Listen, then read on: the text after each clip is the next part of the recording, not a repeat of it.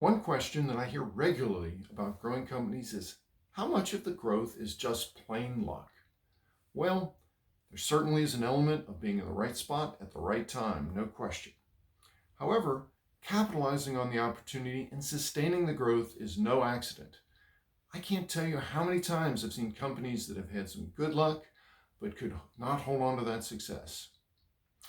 Over the past 3 decades, I've been part of management teams, mentored, and advised well over 100 growing companies. From that experience, I've identified a few key factors that will stop your growth and usually cause your company to lose out to the competition. Companies are either moving forward or falling behind. Change happens faster every year as markets, customers, vendors, and competitors are constantly changing. And you can't help but either move forward or fall behind. So here are 3 steps to help you stay ahead of the competition. The number one thing managers do to stop their growth is not listen.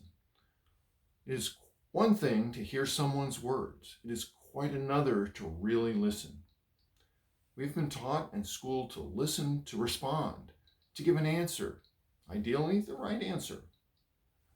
But that training actually works against us when we should be listening to understand.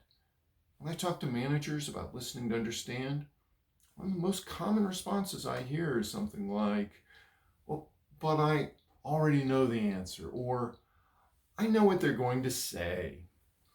Knowing the answer has nothing to do with true listening. Listening is not about you, it is about the other person. The second reason companies can't grow is the managers are not giving effective feedback. Feedback is a tool to change behavior, which is the primary duty of any manager. But effective feedback is not just telling someone what to do or what they did wrong. To be effective, feedback is primarily about giving positive reinforcement about specific tasks. Positive reinforcement builds the good chemicals in the brain that later allows the person to process the corrective feedback, which changes the behaviors which we need to change. The third issue which stops growth is not sharing enough information. Now, while I'm not suggesting that Coca-Cola share its secret recipe with the whole company, it's very easy to overestimate the importance of secrecy, especially in the age of the internet. Information moves so fast that it is the speed of sharing that creates an advantage for your team over your competitors. It's easy to feel like only the top managers really make decisions. In reality, everyone, including production line workers and frontline customer service workers, make many small decisions about fixing or not fixing problems, about having good or bad attitudes.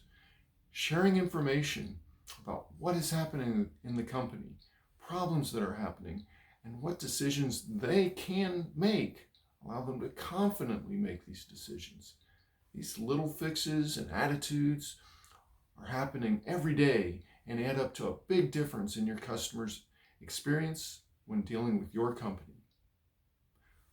Put the 3 steps together and you can build a very strong relationship with your employees that will translate into better bottom line results for you and your customers. So, check out Abundance eBooks and follow our posts to learn more about growing your business.